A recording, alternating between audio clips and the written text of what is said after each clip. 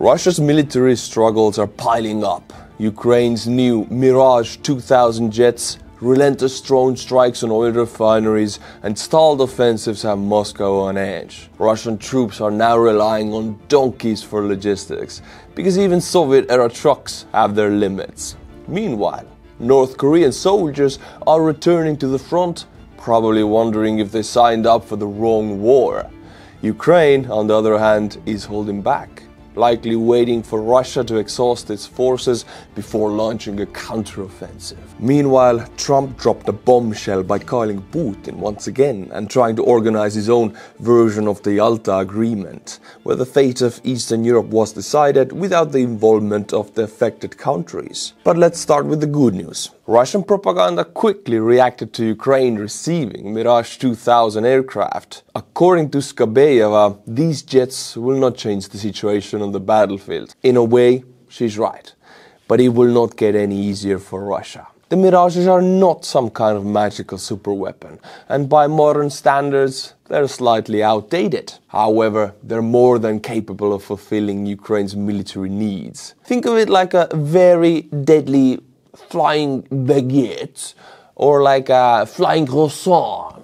Napoleon would be proud. These aircraft can carry French and British long-range missiles, including the Storm Shadow. Besides serving as fighters, Mirages can also function as attack aircraft, replacing or reinforcing Ukraine's fleet of Su-24s. In air defense, they will complement the previously delivered F-16s, which have already proved effective in shooting down Russian missiles and Shahed drones. If Russian forces were hoping for fewer problems in the skies, they are in for a disappointment. The Mirages can also operate alongside the Saab ASC-890 early warning aircraft. It's basically an AWACS plane from the Swedish Saab company. Very good plane. Sweden has already transferred these planes to Ukraine. The Mirages will receive targeting data directly from their radars. In other words, Russia now has to worry about an upgraded Ukrainian air force that is better armed, better coordinated, and more than capable of making their lives miserable. But on the bright side for the Kremlin, they can always claim that their losses are just strategic regroupings. Signs of goodwill, if you want to say it like that. My friends, sometimes we joke around in Estonia that it matters more to Estonia who is the president of the United States than who is the president of Estonia. Well, talking about that, Trump agrees to pause tariffs on Mexico and Canada after they pledged to boost border enforcements.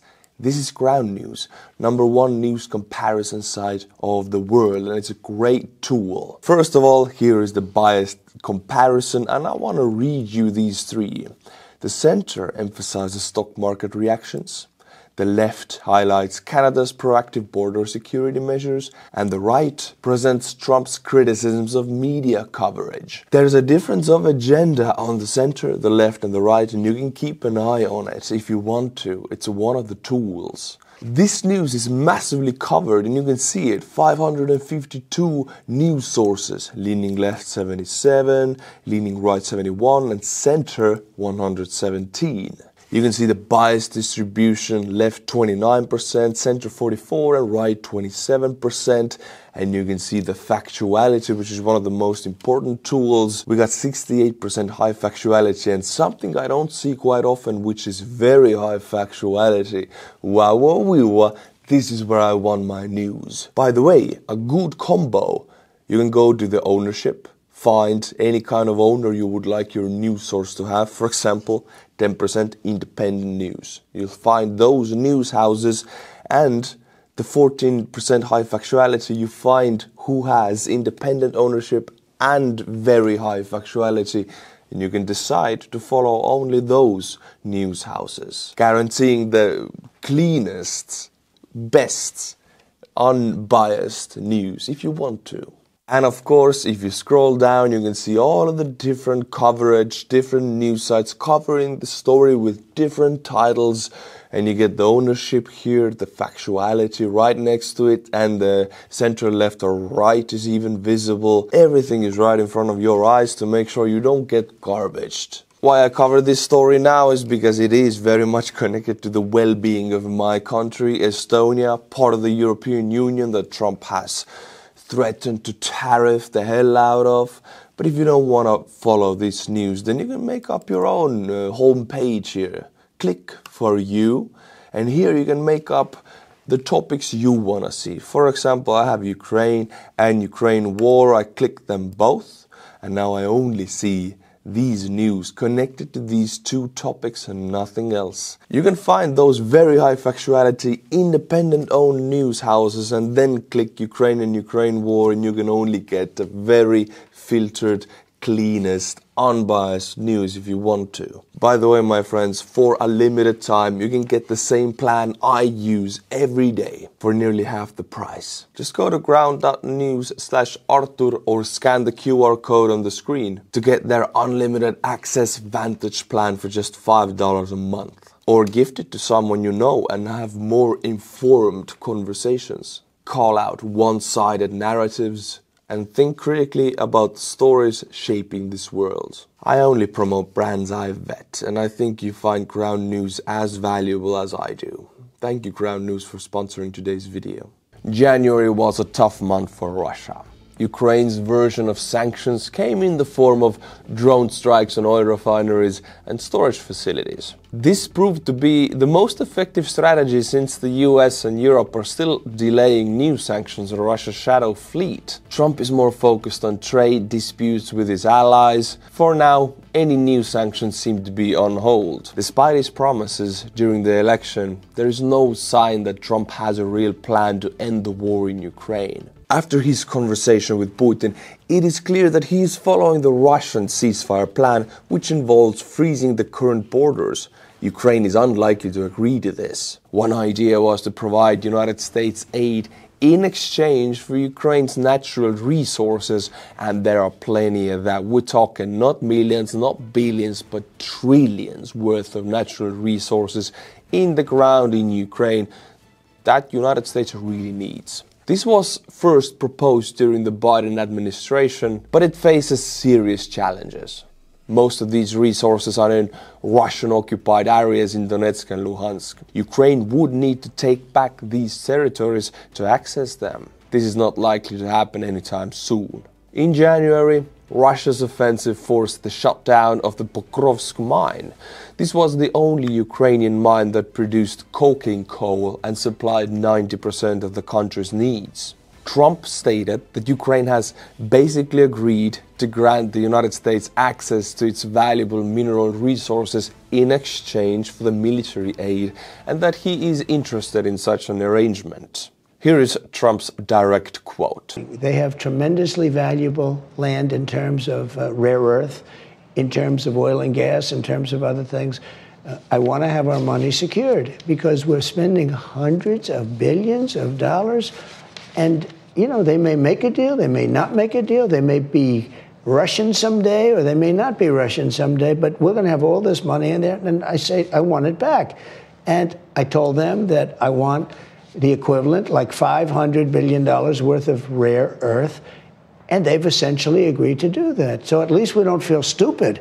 Otherwise, we're stupid. I said to them, we have to get something. We can't continue to pay this money. Zelensky says he is open to negotiations with Russia, but he wants security guarantees from Western allies. It is unclear how that fits with Trump's claim that he will not allow Ukraine to join NATO. On February 12th, the United States Secretary of Defense Pete Hegseth also made a statement about Ukraine. We want, like you, a sovereign and prosperous Ukraine. But we must start by recognizing that returning to Ukraine's pre-2014 borders is an unrealistic objective. The United States does not believe that NATO membership for Ukraine is a realistic outcome of a negotiated settlement. Instead, any security guarantee must be backed by capable European and non-European troops. However, the presence of European troops without NATO support and without the ability to invoke Article 5 is unlikely to stop Putin in the future. Putin needs a ceasefire only to catch his breath, rebuild his forces and attack again. Next time, it may not be just Ukraine, but also the Baltic states, including my homeland, Estonia. Trump really should watch a video of former Estonian Prime Minister Kaja Kallas to learn how to negotiate with Russia. Russia is making the demands, Russia is threatening, and now if we think that, oh, let's offer them something, then they actually get something that they didn't have before. And I've quoted this foreign minister, Alexei Gromyko, Soviet time foreign minister, several times, who said about the negotiation tactics of Soviet Union, three things. First, demand the maximum. Do not ask, but demand something that has never been yours. Second, present ultimatums, threaten. And third, do not give 1 inch in negotiations, because there will be always people in the West who will offer you something. And then in the end, you will have 1/3 or even 1/2 of something you didn't have before. So we have to keep that in mind all the time. Trump turned out to be that very man in the West. For Russia, none of this changes the reality on the battlefield. The situation is getting worse. A peace agreement is, first and foremost, in Putin's interest. Ukraine has serious resource problems, but for Russia, the situation is catastrophic. The offensive near Kursk has stalled for the first time in months. Russian troops have stopped advancing. Equipment and manpower shortages are becoming obvious. Wounded soldiers are being sent back to the front just days after arriving in hospitals. Some are even handcuffed to prevent them from escaping during transport. Nothing says motivation like chaining your own troops to a truck. Because you see, Ivan, in the Russian army, we rely on soldier internal motivation to fight. And also we handcuff them so they have more internal motivation. Russian language Telegram channels are starting to panic about a possible Ukrainian counterattack in Pokrovsk sector. This is not just a speculation. It is a real possibility. Russia launched its offensive in this direction in August 2024 after capturing Avdiivka. Moscow's early success was helped by a high concentration of forces and a months-long freeze on United States aid. But there were also problems inside the Ukrainian armed forces. Even during the defense of Avdiivka, reports of command failures and logistical issues were already coming to light. The main reason for the fall of Avdiivka in 2024 was the freeze on American aid and the shortage of shells. However, the Ukrainian front near Avdiivka was also at its weakest at the time. The Russians took advantage of this, catching Ukrainian forces during rotations. When one brigade was withdrawn from its positions, it took electronic warfare systems and other equipment with it. At that moment, the Russians attacked with FPV drones, preventing the new unit from securing its position. The biggest problem for Ukrainian armed forces was poor organization and false reports. Defensive structures were built with violations, while commanders assured their superiors that everything was fine. When the Russians launched their offensive, it turned out that the defenses were not ready.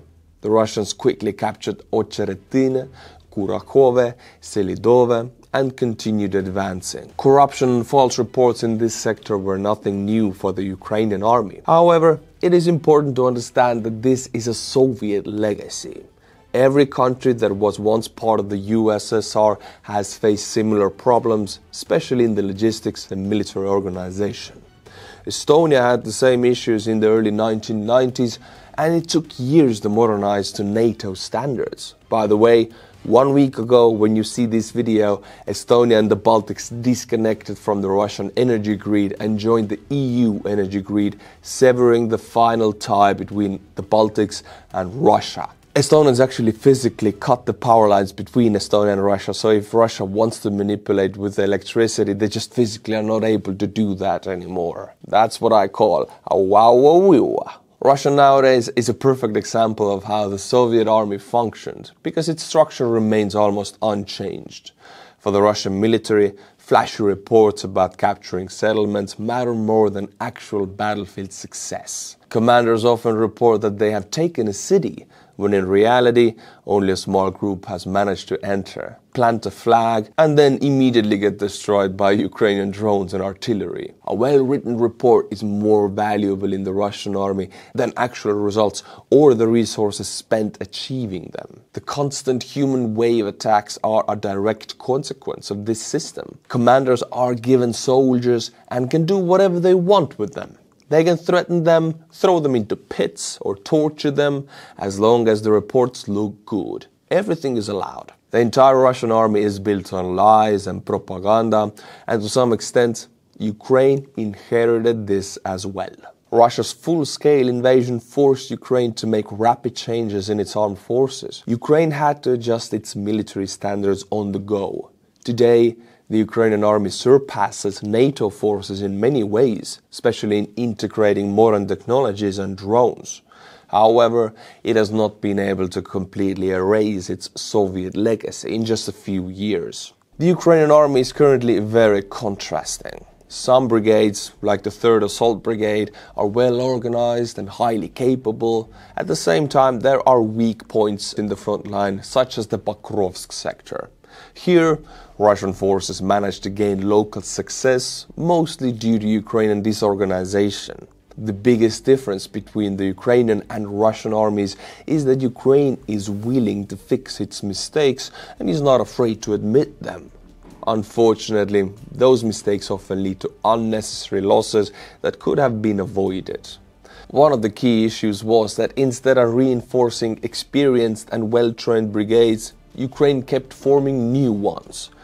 These newly created units lacked battlefield experience and were often ineffective. To address this, Ukrainian command has issued a new directive. The priority now is to replenish existing brigades rather than creating new ones. On January 27, 2025, after Russia captured Velika Novosilka, President Volodymyr Zelensky dismissed the commander of the Eastern Front, Andriy Khnatov, and replaced him with a General Mikhailo Drapati. A month earlier, journalist Yuri Patusov had written about the problems facing the 155th Mechanized Brigade. The brigade had completed training in France and was sent into combat near Pokrovsk. According to Patusov, the unit ran into serious trouble. Before their first battle, about 1,700 soldiers deserted. The commander was dismissed, and one of the unit's leaders died of a heart attack. But what is the price of the Pokrovsk offensive for the Russian side? The attack on the Pokrovsk direction is proving to be extremely costly for the Russians. Their strategy of capturing settlements at any price has drained their forces. More and more evidence suggests that their Soviet-era stockpiles of armored vehicles are nearly depleted. Satellite images, which you can see on the screen, show that most of what remains in storage is completely beyond repair. Many analysts predicted that Russia's reserves would last until the end of 2025, but it now appears that they will run out even sooner. In recent months, Russian troops have been seen going into battle using whatever they can find. They're riding in old loaf vans, the Bukhanka vans, Shigulis, buggies and motorcycles, but even those are becoming scarce. Russian forces have now been spotted with donkeys in their ranks. Yes, donkeys. And no, we are not talking about their leadership. These are real, living donkeys. Camels have also made an appearance. The Russian Ministry of Defense has officially sent donkeys to the front to transport ammunition and supplies.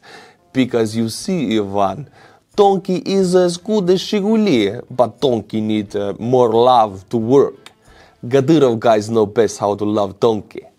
Wink, wink. The effectiveness of Ukrainian drones has created a serious logistical nightmare for the Russian forces. Almost all of their supply routes are within range of Ukrainian strikes, forcing Russian soldiers to march on foot for up to 30 kilometers just to reach the front line. To ease this burden, they have been given donkeys and camels. According to a 1999 order from the Russian Minister of Defense, the Russian army allows the use of donkeys, horses and camels, and reindeer, by the way, as pack animals. We haven't seen reindeer yet, but hey, coming soon. This type of transport has been used in mountainous regions like in Chechnya and Dagestan, while camels have traditionally been used in the steppe. But now these animals have been redeployed to the battlefields of Ukraine. The most telling detail is that the decision comes directly from the Ministry of Defense. This is not the work of desperate volunteers of small scale. This comes from the top of the Russian army, featuring donkeys, reindeer, camels and soon no squirrels in the future. In the Kursk region near Cherkasskaya Kanapelka, Ukrainian forces ambushed Russian troops during their rotation on February 7th. When the Russian army attempted to regroup, Ukrainian forces launched a successful attack and advanced several kilometers. A week has passed and the Russians have been unable to regain control of the lost territories. There have also been reports that North Korean soldiers are returning to the front lines in the Kursk region. They had previously been pulled back due to heavy losses. The exchange of soldiers is happening in both directions. According to the Institute of the Study of War, Russia is sending hundreds of its officers to North Korea, officially for rehabilitation. What kind of rehabilitation are you going to do in North Korea? However, their presence may be part of a military training program for North Korean troops and an effort to exchange combat experience. Russia's ambassador to North Korea, Alexander Matsegora, has confirmed that Russia has already sent hundreds of wounded soldiers to North Korea for medical treatment and recovery. Experts at the Institute for the Study of War point out that among these sent are officers with direct combat experience from the war in Ukraine. Experts warn that these officers are not just in North Korea for medical care. Are they there for pretty North Korean women? I don't think so. It's for military purposes, obviously. Their real role may be to train and instruct North Korean troops under the cover of medical assistance. Analysts suggest that this allows the Kremlin to pass modern combat experience to Pyongyang, which is in desperate need of improving its tactical skills. This is not just about training soldiers. The exchange of military technology between Russia and North Korea is now fully operational. This includes nuclear capabilities, drone production, and battlefield tactics. The partnership between the two regimes is growing stronger, and neither side is hiding it anymore. After the slowdown of the Russian offensive in Pokrovsk direction, the only area where Russian forces are still advancing is near Kurakhove. They have approached Andriivka and Selenivka and are preparing to close the pocket they have formed. Heavy fighting continues. In the Chasiv Yar area, Russian forces are trying to protect themselves from Ukrainian drones by stretching nets along the side of their supply roads.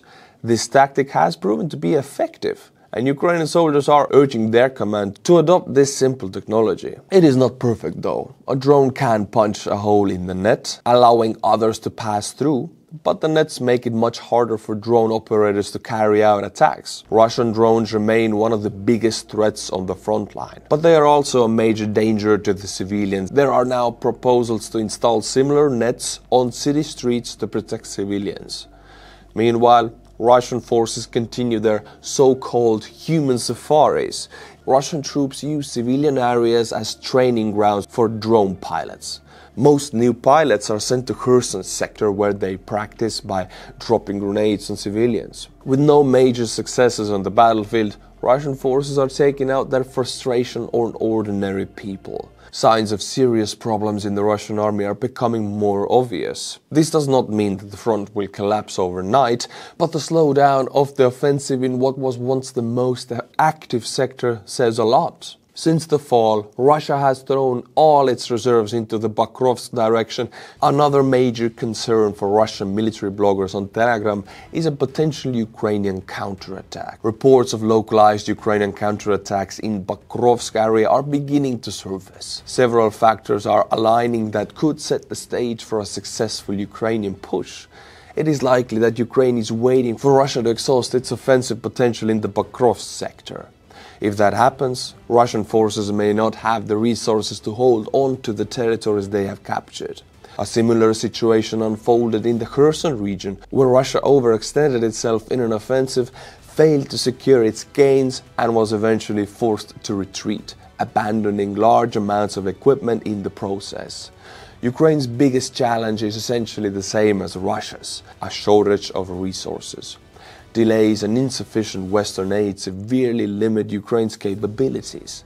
In November 2024, President Volodymyr Zelensky stated that out of the 10 brigades Ukraine had requested, Western partners had only fully equipped 2.5. The lack of equipment, supplies, and trained personnel remains the most significant obstacles for the Ukrainian military. This issue has been present since the earliest days of the war and continues to be a major challenge. American officials have proposed that Ukraine lower its draft age from 24 to 18. However, this would not solve the issue, as Ukraine is already struggling to equip and supply its existing forces. The government is now considering a partial solution to the mobilization problem.